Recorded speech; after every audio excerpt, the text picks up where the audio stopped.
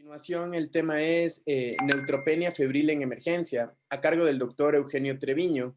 Él estuvo ya con nosotros ayer, pero es un gusto siempre presentarlo. Es médico especialista en medicina de urgencias, egresado del Hospital General de México, doctor Eduardo Lisiaga. Es médico de vuelo y especialista en traslado de pacientes críticos en ambulancias aéreas Jet Rescue. Está cursando alta especialidad en EMCO SLS, el Team Tijuana. Es miembro de la Sociedad Mexicana en Medicina de Emergencias y es médico adscrito al Servicio de Urgencias de Tijuana Trauma Team. Doctor Eugenio Treviño, ¿cómo está? Bienvenido. En este momento ¿Qué usted ya tal? puede compartir su pantalla y para iniciar su conferencia. ¿Qué tal? Buenas noches. ¿Me oyen ahí? Sí, doc, se le escucha fuerte y claro. Perfecto. Vamos a poner la plática. ¿Se ve la plática ahí? Al 100%, pantalla completa. Perfecto. Pues muchas gracias otra vez por la presentación. Me haces un honor y pues el honor, la verdad, pues es mío de volver a estar con ustedes en este magno evento, pues atípico, igual que la neumonía típica que ahorita pues nos trae a todo el mundo en jaque, ¿no? Pero obviamente lo estamos haciendo con toda el gusto del mundo, porque pues tenemos que seguirnos preparando nosotros como especialistas en medicina de urgencias, y qué más bonito que sea un evento pues en la pura mitad del mundo, ¿no? En Ecuador, donde la verdad pues tengo muchas ganas de ir. Ojalá que prontamente podamos saludarnos en persona y estar con todos ustedes.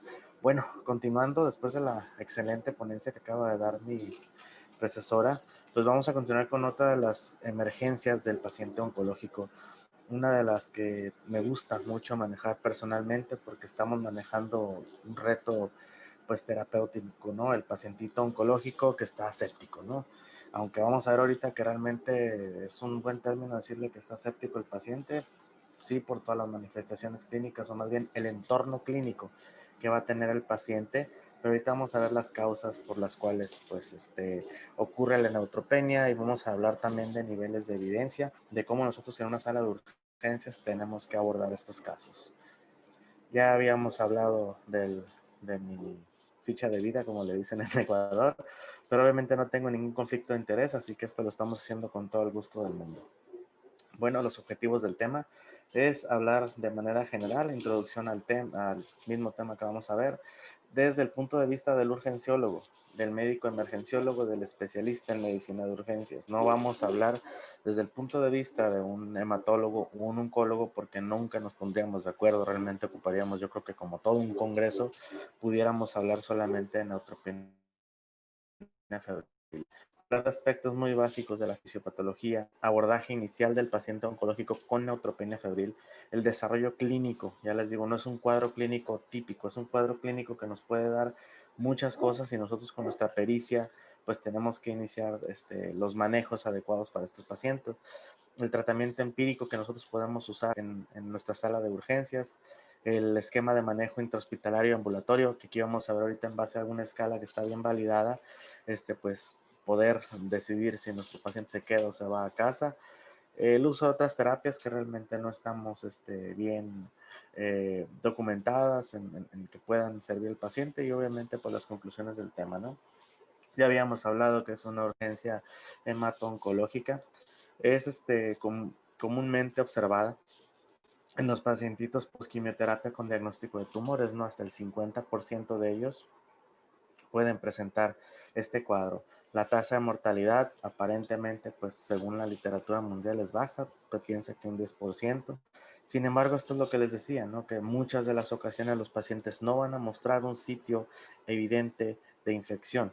Únicamente el 20 al 30% de ellos puede presentar un sitio de infección, por lo cual esto va a presentar algo que es un comportamiento clínico muy, muy variado. En cada uno de los pacientes va a diferenciar la clínica.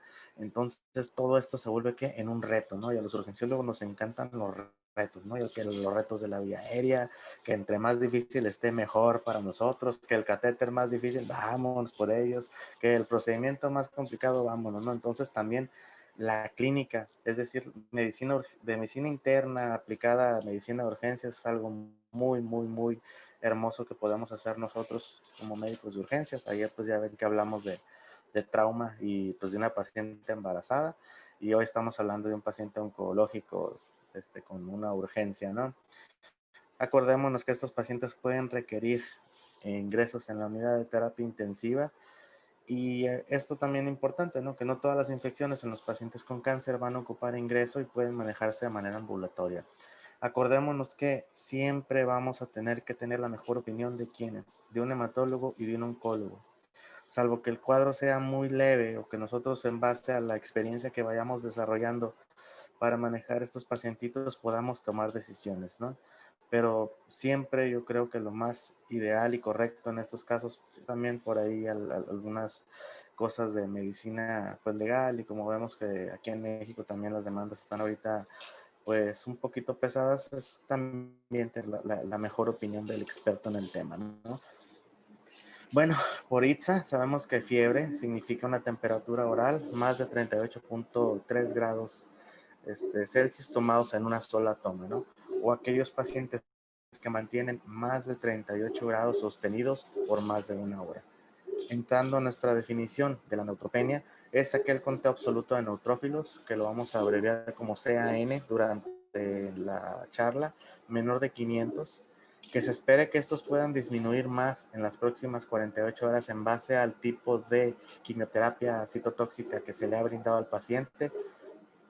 O también otra definición pues sería el conteo absoluto de neutrófilos menos de 100. Esto ya lo conocemos como una neutropenia profunda o una neutropenia severa. Los aspectos básicos de la fisiopatología y por qué van a desarrollar el cuadro estos pacientes, pues es por aquellos pacientitos que iniciaron recién la quimioterapia que sea citotóxico, sobre todo aquellos pacientes que presentan algún tipo de leucemia aguda. Es menos frecuente en los pacientitos que tienen diagnósticos de tumores sólidos, como por ejemplo los sarcomas o los tumores de células germinales, pero también acordarnos de que estos pacientes quizá durante el curso de su patología pues van a requerir quimioterapia pues agresiva, por lo que también no están exentos de que puedan desarrollar neutropenia febril. Más o menos el pacientito va a tener su cuadro después de 5 a 10 días después de iniciar más o menos la quimioterapia. Es importante también, si está dentro de las posibilidades de los pacientes, pues saber qué tipo de quimioterapia les ha brindado su hemato-oncólogo, ¿no? Porque con eso nosotros podemos ya estar con más herramientas para poder diagnosticar a los pacientitos. Y también estos tienen la buena situación, vamos a decirlo así, que pueden recuperar el conteo de neutrófilos probablemente 5 días después. Hay excepciones, obviamente, aquellos pacientes que ya presentan algún tipo de hepatopatía, enfermedad renal, estos pueden obviamente prolongar la duración del cuadro de neutropenia. Aquellos pacientitos que también presenten disfunción medular, que tengan síndrome mielodisplásicos, anemia plástica o se encuentren en manejo también con quimio-radioterapia que predisponga a la neutropenia, pueden desarrollarla en ausencia de quimioterapia. Ya lo estuvimos hablando también de los tumores sólidos, que no es excepción únicamente a aquellos pacientitos con algún tipo de leucemia. Sabemos que que la quimioterapia pues puede provocar alteraciones en las barreras mucosas, incrementándonos el riesgo de infecciones, sobre todo por gram negativos.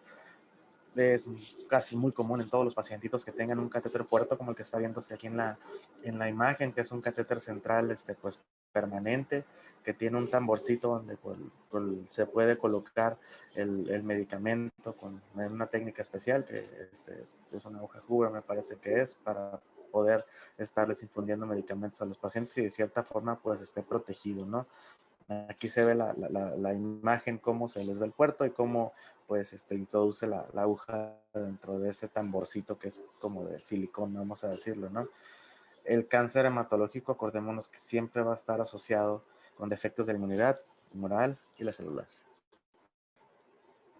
¿Qué abordaje le tenemos que dar a nuestro paciente oncológico? Obviamente saber qué antecedentes infecciosos puede haber tenido este paciente previo al inicio de quimioterapia, ¿no?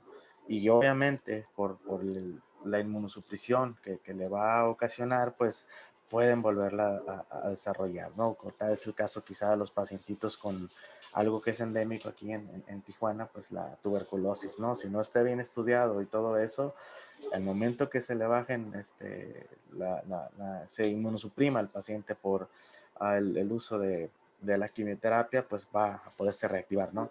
La historia epidemiológica completa, aquellos contactos con pacientes con enfermedades infectocontagiosas, ¿no? Y bueno, ¿qué les digo ahorita del famoso COVID, ¿no? Que cualquier paciente ya somos sospechosos, ¿no? Cualquier persona somos sospechosos de ser portadores del virus, ¿no? Híjole, está muy difícil esto, pero estoy seguro que vamos a salir adelante, ¿no? La procedencia del paciente, qué viajes ha realizado, los antecedentes de las reacciones medicamentosas y antibióticos también. Y obviamente si la pacientita acá es mujer, pues se tiene que hacer una valoración ginecológica completa y también cribado para el virus del papiloma humano. Aquí está en este artículo que viene, la verdad, muy bien escrito. Nos dice cuáles son las enfermedades probables en base al lugar o país de procedencia, ¿no? México, pues, Panamá, Venezuela, Guatemala, o también el sur de Estados Unidos, pues tenemos incidencia de histoplasma capsulatum, ¿no? Igualmente, México, de Centroamérica y parte de Sudamérica, también el coccidioides, el Caribe, Asia, América Central, obviamente África, pues el Human T. Lee virus, tipo 1 y tipo 2, que es un retrovirus. En México también, en América Central, el Trypanosoma cruzi también ya lo conocemos en nuestros literaturas médicas. En áreas tropicales, pues otras como el estrongiloides. Y obviamente, pues donde haya áreas endémicas de malaria, pues también el plasmodium, ¿no?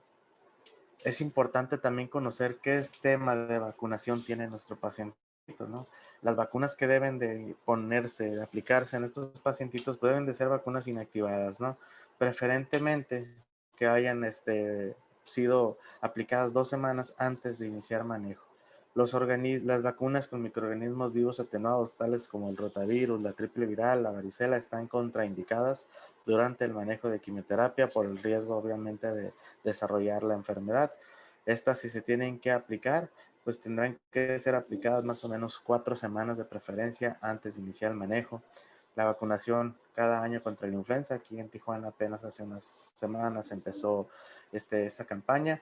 Y por ejemplo, si vamos a aplicar la vacuna de difteria, pertussis y tétanos, debe de ser acelular. Estas son las diferentes vacunas también que se recomiendan: el neumococo, la vacuna de la gripe que ya estuvimos hablando, la hepatitis A y B, únicamente si acá existen factores de riesgo o en pacientes que no han estado inmunizados contra ellos. Hemos hablado un poquito de la vacuna DPT celular. Obviamente el virus del papiloma humano, únicamente ya sabemos en quiénes se va a aplicar, y la vacuna también del meningococo si existen factores de riesgo para su desarrollo. Hay que acordarnos de nuestra clínica básica, ¿no? Muchas veces queremos irnos con toda la tecnología del mundo y hacer ultrasonidos a medio mundo y pedirles lo más raro de los laboratorios a los pacientes para hacer diagnósticos, porque pues nos encanta como especialistas en medicina de urgencias, pero no, hay que acordarnos de la respuesta inflamatoria sistémica básica de los pacientitos, ¿no? Que en algunos no va a ser muy florida, estoy de acuerdo, ¿no? Pero tenemos que tener esa pericia para ir a buscar, para ir a interrogar, para ir a tratar a estos pacientitos. Obviamente que si ya tenemos datos de sepsis o datos de choque séptico, pues es más que evidente, ¿no? Si ya tenemos alteración hemodinámica, si ya tenemos clínica de hipoperfusión tisular, pues ya nos cambia todo el panorama, ¿no? También ahorita vamos a ver la evidencia de los focos primarios y secundarios de infección, que no en todos los pacientes es evidente. Habíamos hablado de un bajo porcentaje de aquellos pacientes que van a evidenciarnos focos sépticos, ¿no? Cuando nosotros estemos en contacto con un pacientito con factores de riesgo para tener clínica de neutropenia febril, en la primera hora de contacto tenemos que estratificar a este paciente. ¿Por qué? Acuérdense, igual que las guías famosas de Surveillance Sepsis, que nos hablan de la rápida administración del antibiótico, ¿no? Esto va directamente en relación con la sobrevida de nuestros pacientes. Aquí nos están dando un nivel de evidencia 2A. Tenemos que clasificarlo por MASC. Ahorita vamos a hablar de esta escala, vamos a poner cuáles son sus uh, datos que tenemos que ver y qué valor clínico va a tener, ¿no? Esta escala tiene un nivel de evidencia 2B. Aquellos pacientes con un conteo absoluto de neutrófilos menos de 100,000 o una neutropenia que esté presente durante más de 7 días, además de que obviamente tengan datos ya de alteración hemodinámica, síntomas gastrointestinales, que estén con síntomas neurológicos o que tengan evidente neumonía, pues estos pacientes no tenemos opción más que de ingresarlos al hospital a que reciban manejo, ¿no? El manejo en este caso, pues obviamente va a tener que ser parenteral, nivel de evidencia, ahí lo tenemos. En un pacientito que tenga menos de 500 neutrófilos y que se espere que la neutropenia en ellos dure menos de 7 días y que no tengan comorbilidades, pudiéramos llegarlos a considerar para manejarlos de manera ambulatoria. Difícil en nuestro medio, al menos en México, pues que nosotros podamos atrevernos a, como nos dice la literatura americana, la literatura europea, que estos pacientes pues tendríamos que darles manejo vía telefónica, estar alertas a cualquier cambio o alteración clínica que nos puedan hacer para ahí en ese momento pues tomar la decisión de que regresen al hospital para volverse a revisar. Aquí desafortunadamente nuestros pacientitos les dices que estén alertas, estén pendientes, pues nunca te contestan el teléfono, nunca nos hacen realmente pues caso como clínicos, salvo algunos, no todos. Afortunadamente hay pacientitos que aún pues son buenos pacientes, por así decirlo, pero la verdad que la mayoría, pues no, ahí está, tenemos el clásico ejemplo del diabético, hey, no tienes que tomar esto, hey, no tienes que hacer lo otro, no tienes que fumar, no tienes que tomar refrescos, no tienes que tomar alcohol, y pues bueno, obviamente lo hacen porque pues es parte de su idiosincrasia, ¿no? Pero bueno.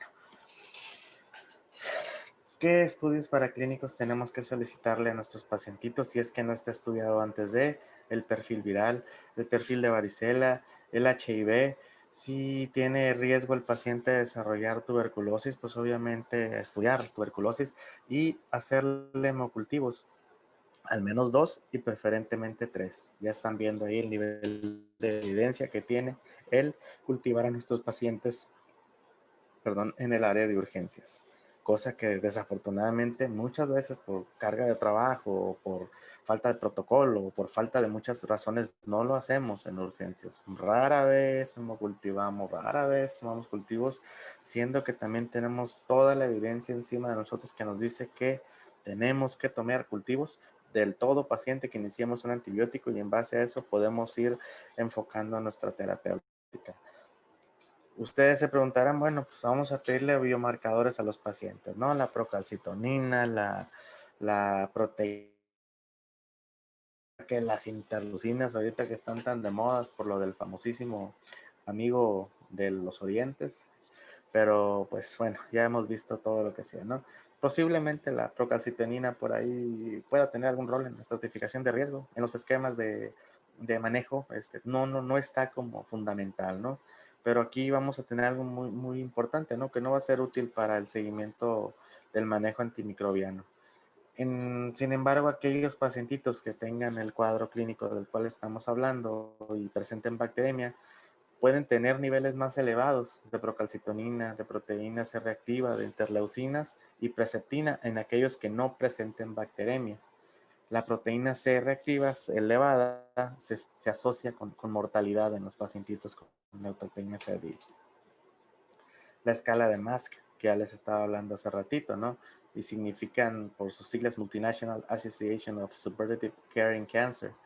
Esta pues no es específica de pacientitos con tumores sólidos, porque a veces subdiagnostica o subclasifica pacientes, ¿no? Porque aquellos que nos dicen, bueno, sabes que este paciente es de bajo riesgo y pues bueno, que se vaya a casa, ¿no? Entonces acuérdense, es clinimetría, todas las escalas que nosotros usamos en urgencias, tenemos que tratar al paciente, no tenemos que ir a tratar escala. Bien lo dijo la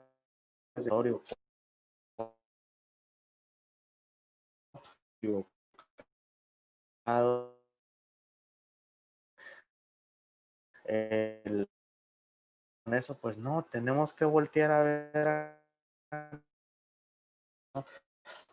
así tengamos todos los estudios clínicos de la clínica siempre será primero. Nuestra pericia como médicos de emergencias deberá ser primero antes que todo. Esta es la escala. Estos son las características clínicas que toma en cuenta y son los puntos que le va a dar a cada uno de ellos, ¿no?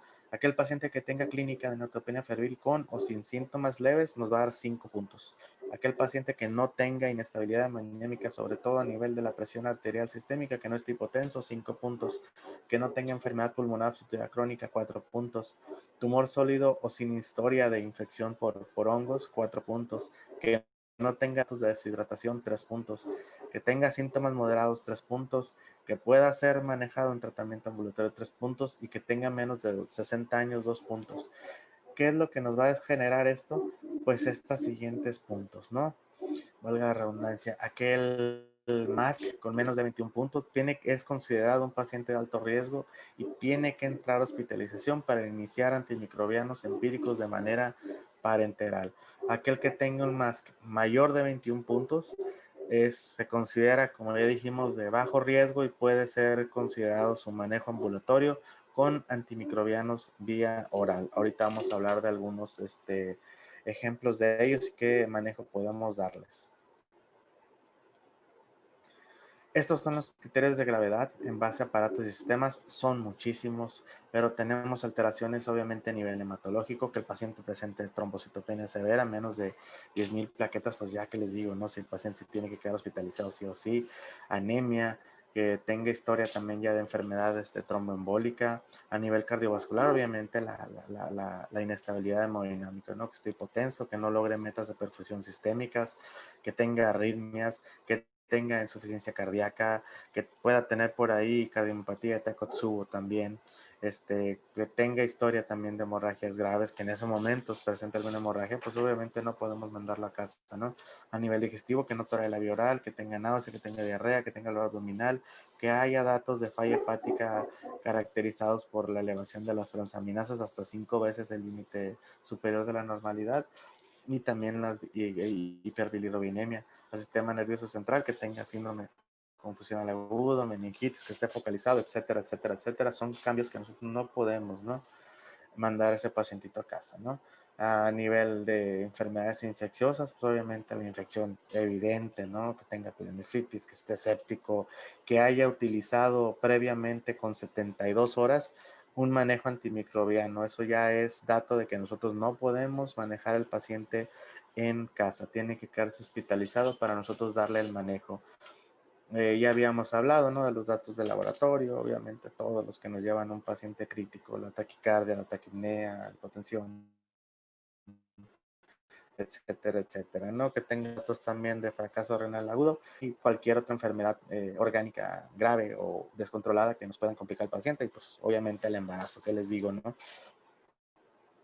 El cuadro clínico obviamente es muy variado, pero nuestro signo predominante, como ya el tema se llama, es hacer la fiebre, ¿no? Ya hablamos de cómo podemos tener la fiebre.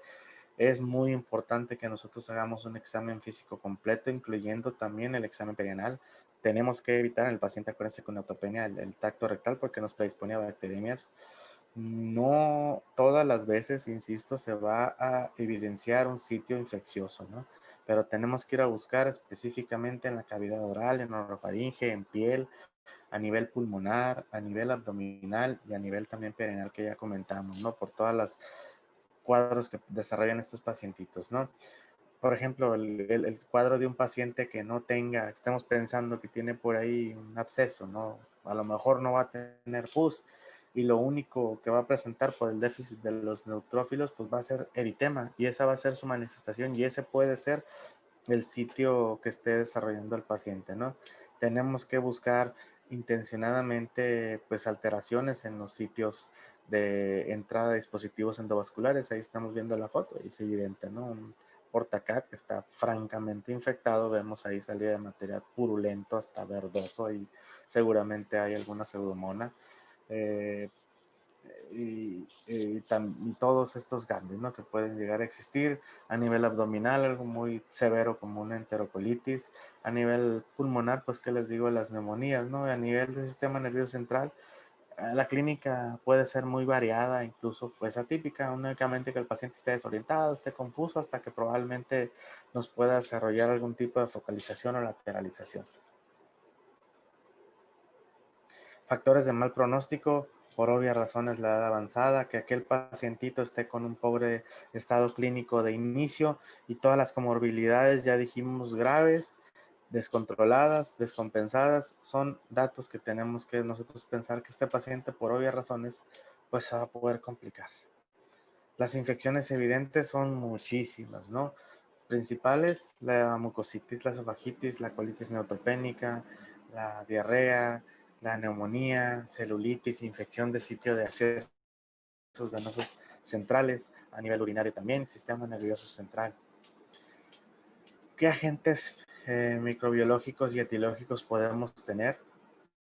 Acordemos de esto también, la identificación del microorganismo solamente menos del 30% de los casos. Constantemente se han documentado cambios en los agentes infecciosos patógenos en la literatura. ¿Por qué? Pues por el uso de los antimicrobianos de manera indiscriminada, que antes cualquier persona iba a comprar un antibiótico y pues ya nos generó muchísimos problemas. Por acá en México hay una famosa farmacia que pues a todo paciente que llegue con dolor, infección o lo que le parezca, su dosis es su gramo de ceftriaxona y sus 8 miligramos de dexametasona y órale, vete feliz, ¿no? Y lo dan a destajo, a diestra y siniestra, a todo, ¿no? Antes los gram negativos eran aquellos patógenos de mayor frecuencia, y los gram positivos son los que son los más frecuentes, ¿no? Pero tenemos que tener algo muy en cuenta, conocer a nuestra población. ¿Cuántos de nosotros sabemos cuáles son las infecciones más comunes? ¿Por qué agente causal son estas infecciones comunes? Entonces tenemos que conocer nuestra epidemiología local de cada hospital. El gram positivo más frecuente es el estafilococo coagulasa negativa. Los gram negativos más frecuentes va a ser pues la famosísima E. coli, la Klebsiella también es otra de ellas, y una de las más temidas no solamente en el área de urgencia, sino en terapia intensiva, por lo agresiva que es y por lo rápido e inteligente que puede llegar a ser, pues la Pseudomonas aeruginosa, cómo puede llegar a desarrollar rápida resistencia a todos los antimicrobianos que pueden existir, incluso a fármacos de segunda, tercera, hasta cuarta línea. Y estos pues, obviamente nos van a complicar demasiado el desarrollo clínico de nuestros pacientitos, ¿no? Pero también, pues obviamente ahorita las etiologías virales, pues no se diga, ¿no? El famoso invitado no grato de todos los hospitales y de todo el mundo como los tiene, pues el famoso coronavirus, ¿no? ¿Qué les comento de él si ya conocemos bastante? Y obviamente también pacientitos que etiología por hongos, ¿no? Sobre todo cuando el pacientito estuvo manejado recientemente con antimicrobianos de amplio espectro, ¿no? Sabemos que una de las principales causas para que el paciente se sobreinfecte, sin inclusive tener alguna patología oncológica, pues es el uso de antimicrobianos de amplio espectro. Nos van a poner en riesgo para que este pacientito pues esté infectado por cándida y sus especies, entre muchos otros agentes fúngicos que puede haber, ¿no? Tenemos aquí los cuadros clínicos con los agentes etiológicos, cada uno de ellos, ahí los podemos ver. Tenemos al Staphylococcus aureus que está en todas partes, el Streptococo del grupo Viridans, la esofagitis por cándida, por virus del tipo herpes, la colitis neutropénica, por las infecciones por Clostridium, las diarreas igual, el Clostridium difficile, los Campylobacter, Salmonella, virales. Obviamente las infiltradas pulmonares, pues conocemos todos estos agentes etiológicos que están acá. El neumococo, Pneumocystis jirovecii, que también pueden llegar a presentar, micoplasma, clamidia, aspergillus, nocardias, micobacterias, las infecciones también del catéter, de catéter venoso central, pues ya habíamos hablado del gran positivos, el Staphylococcus aureus, todos esos bacilios, cándida, pues, tenofovimonas, perdón, agentes etiológicos de una terapia intensiva, ¿no? Son superbacterias, ¿no? Entonces también celulitis, ya habíamos hablado de todas ellas, ahí están sus agentes, las infecciones urinarias por las enterobacterias, cándidas, pseudomonas, y pues obviamente también a nivel del sistema nervioso central, pues todos estos agentes que estamos viendo acá. El tratamiento empírico, que esto nos va a corresponder a nosotros en urgencias, ¿no? Es fundamental, como ya les he comentado en la plática, que reconozcamos a aquel pacientito que pueda presentar neutropenia febril para que nosotros sepamos lo siguiente rápido, ¿no? Si el paciente se queda hospitalizado o el paciente puede ser enviado a casa para recibir manejo, ¿no? Una vez que nosotros ya hayamos tomado cultivos al paciente, tiene que iniciarse de manera inmediata el manejo. No tenemos que retrasar el uso del antimicrobiano, ni tenemos que esperar a que venga el infectólogo y nos diga, ah, sí, cierto, tienes que darle manejo, o que venga el internista, ¿no? Como en algunos hospitales que, ah, sí, cierto, te voy a firmar la receta para que le puedas dar antibiótico a tu paciente. Yo creo que esa no es una buena práctica y se ve en varios hospitales que me ha tocado estar acá en México, donde pues sí, para yo querer dar un antibiótico como especialista en medicina de urgencias, que lo tengo bien justificado, no, espérame, es que tiene que aceptarlo el infectólogo, oye, pero pues son las 9 de la noche y no tengo infectólogo, y es viernes, sí, pues hasta el lunes que venga el infectólogo le vamos a iniciar el manejo, ¿no? Y pues pobre pacientito, ¿no? Aquel pacientito que tenga un conteo absoluto de neutrófilos, menos de 500, y quienes esperemos, como ya les comentaba, que en las próximas horas, 48 horas, puedan presentar un descenso rápido, pues tiene que iniciarse el antimicrobiano. Tiene que ser de amplio espectro, nivel 1A, y tiene que ser también un agente bacteriostático. Posteriormente vamos a poder desescalar según evolucione nuestro pacientito. ¿Qué esquema proponen las guías internacionales? Un beta-lactámico con efecto ortizomónico en monoterapia o en combinación con otro, ¿no? Esto obviamente que tenemos que ver cómo llega el paciente, ¿no? Si llega en choque séptico, pues no vamos a iniciar con algo muy leve, ¿no?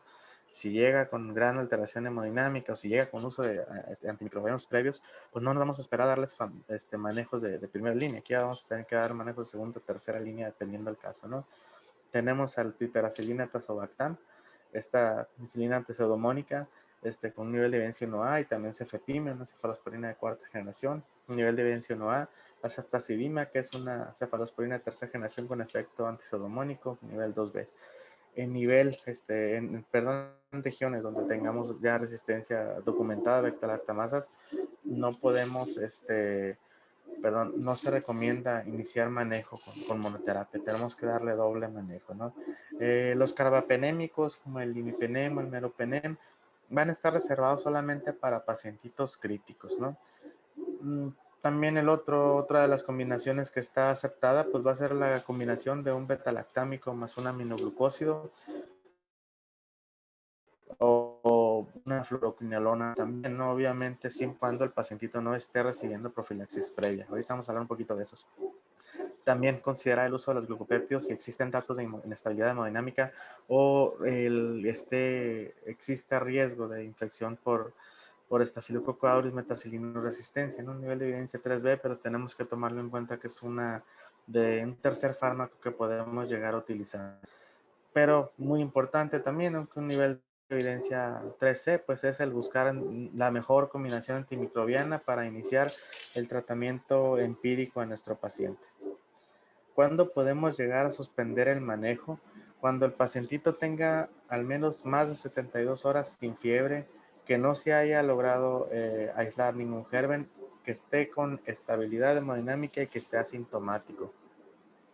Posterior a esto, tenemos que mantener en observación al paciente al menos 24 o 48 horas, porque el pacientito puede tener riesgo de volver a presentar fiebre y tenemos que volver a iniciar el manejo, ¿no? Que ya tenemos establecido, o si para este momento ya tenemos identificado a algún microorganismo, pues darle manejo dirigido.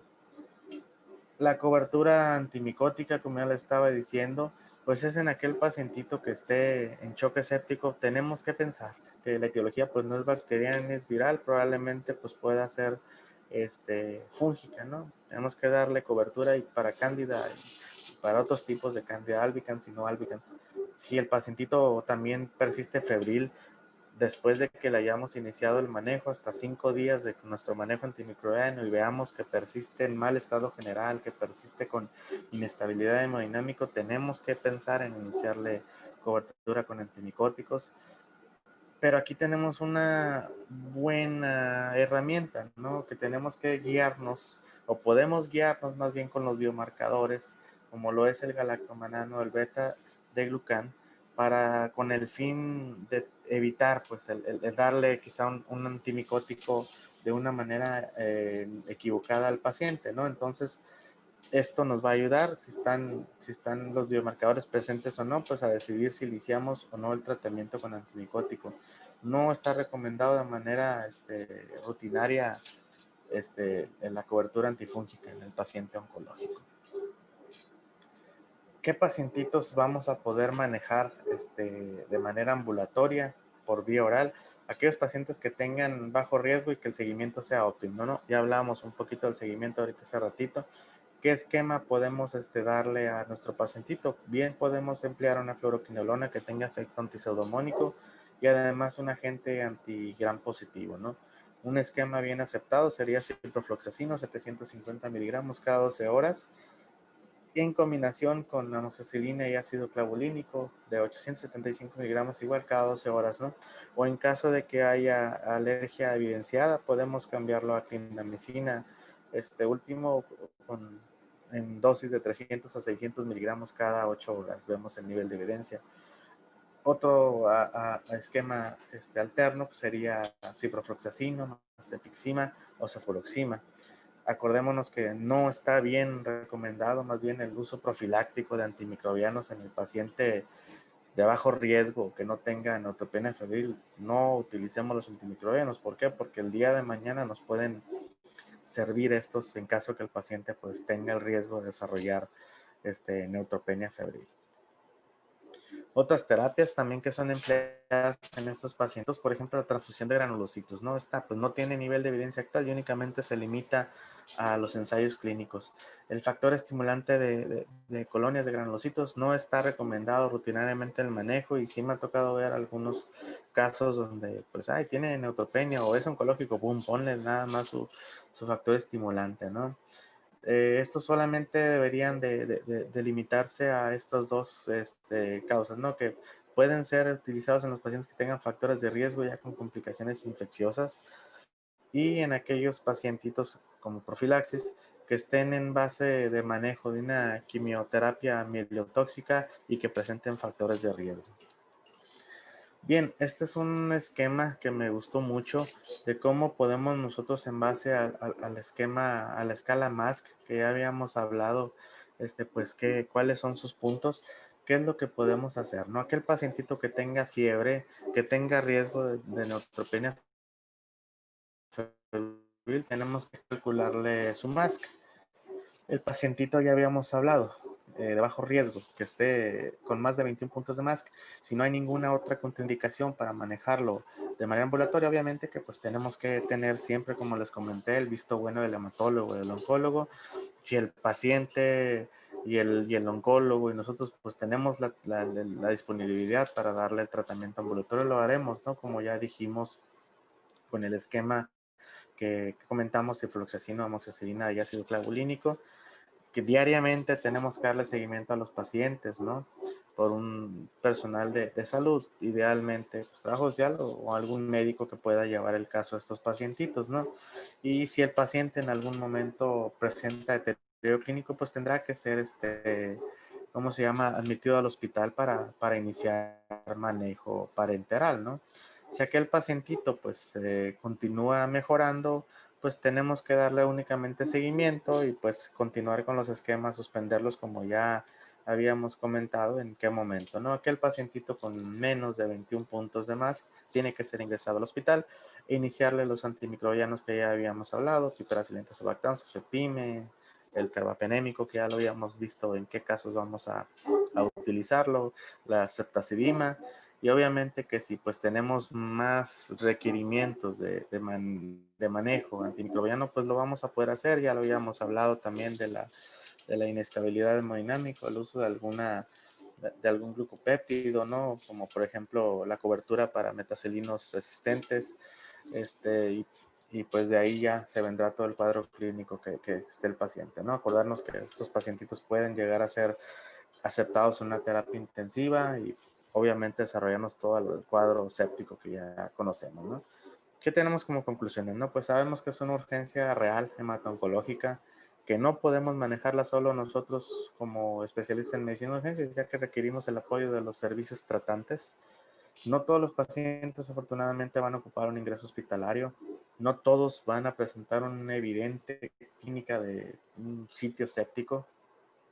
Tenemos que identificarlos de manera rápida, tenemos que hacer ese triage rápido, como se dice, tomar determinaciones con paraclínicos, valorar si este paciente en base a escala MASC puede ser valorado, más bien manejado intra o extra hospitalariamente, ver los factores de riesgo que tenga cada paciente, sobre todo aquellos que presenten inestabilidad hemodinámica, no puede irse a casa ese paciente. No demorar el inicio de los antimicrobianos. Acuérdense que una vez que tengamos identificado y una vez idealmente hayamos logrado cultivar al paciente, tiene que iniciarse el antimicrobiano en menos de 60 minutos. Tratar de establecer algún esquema de manejo en base a la epidemiología local de cada hospital, de cada ciudad, de cada región. Y acuérdense esto muy importante, no tenemos por qué tener miedo a policultivar en urgencias, ¿no? Por ejemplo, hay veces que nos presentan casos que, oye, ¿sabes qué? Quiero hacer un cultivo de orina, un cultivo de secreción bronquial, un hemocultivo, un cultivo de vía quirúrgica.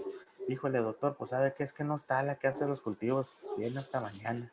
O sea que pues no tengo material. Desafortunadamente, pues esto nos ha pasado y pues no podemos tener lo que quisiéramos, ¿no? Una real epidemiología local para darles el mejor manejo a los pacientes.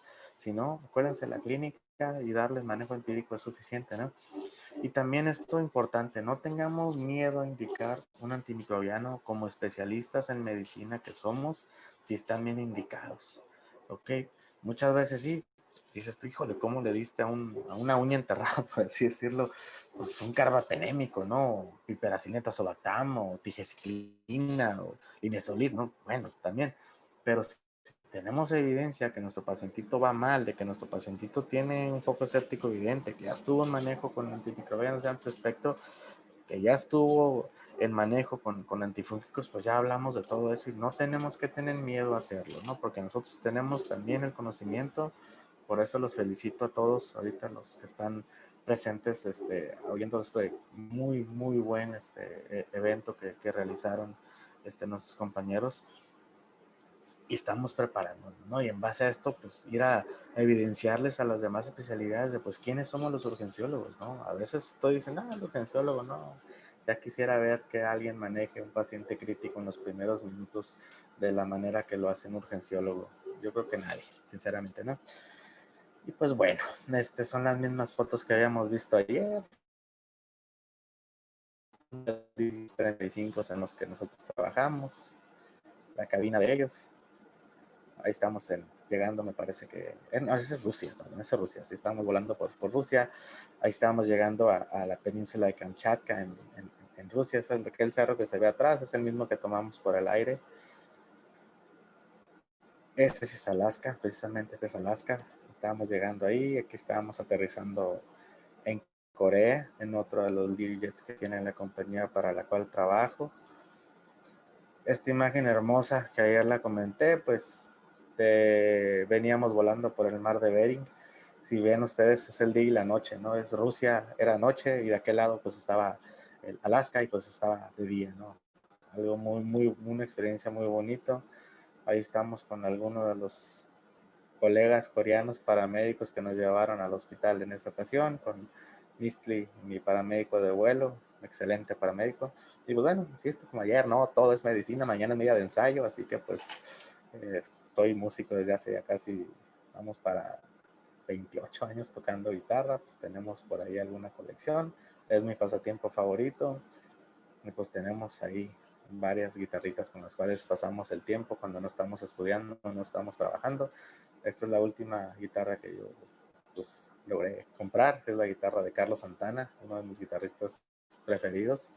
Una joya, una belleza para quien sabe de guitarras, pero pues bueno, no me queda más que agradecer y quedo a su disposición y a sus órdenes. Le agradecemos muchísimo, doctor Treviño, por su exposición. La verdad es un tema bastante bien elaborado en este día que lo hemos tratado con usted. El auditorio pues ha quedado sin palabras. No hay alguna pregunta por parte de ellos, pero bueno, aprovechando que tenemos un poco de tiempo, quisiera hacerle una pregunta, más bien una opinión del respecto de, bueno, usted como médico de urgencias que también está hablándonos desde otra perspectiva, prácticamente desde otro país.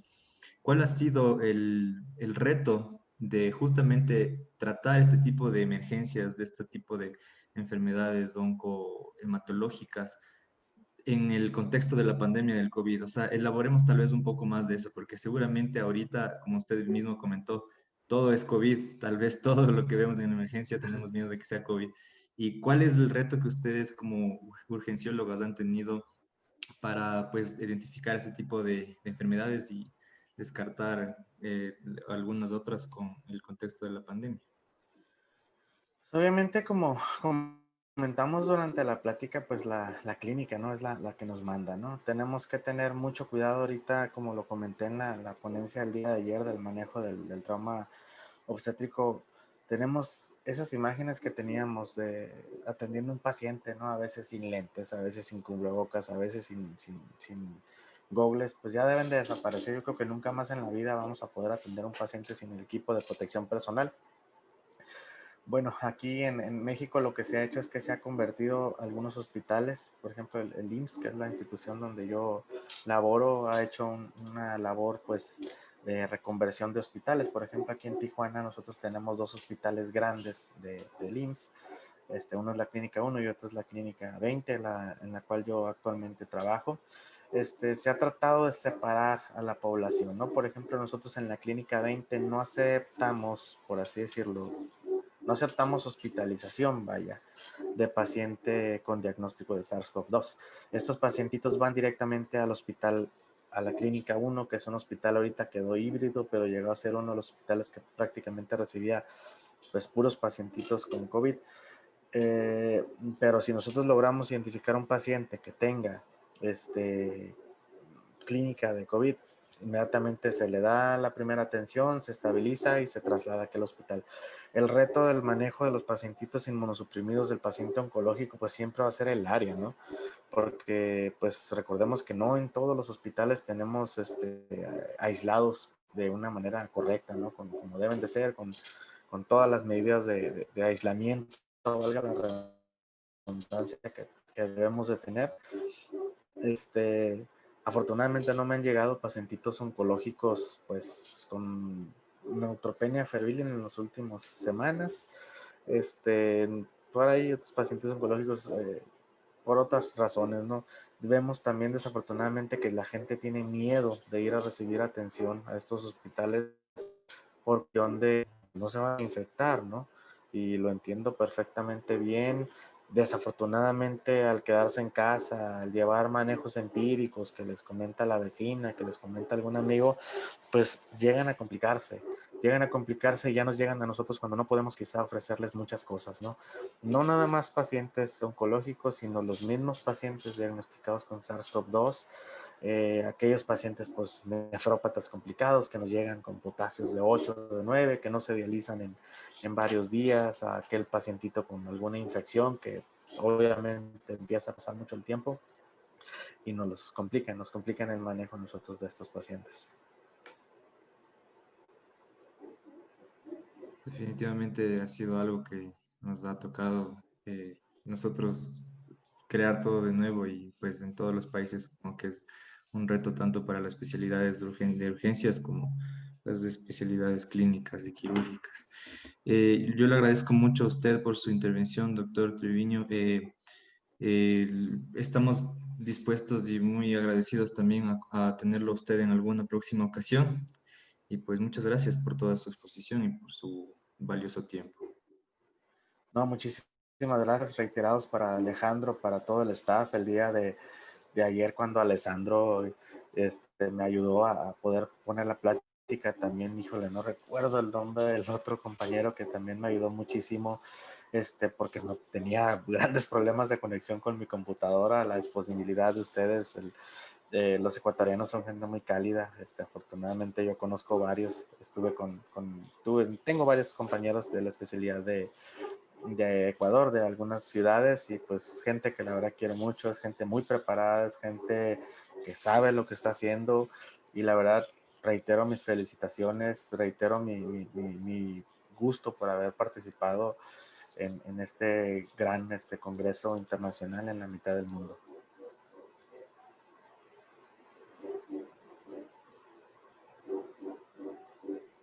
Muchas gracias, doctor.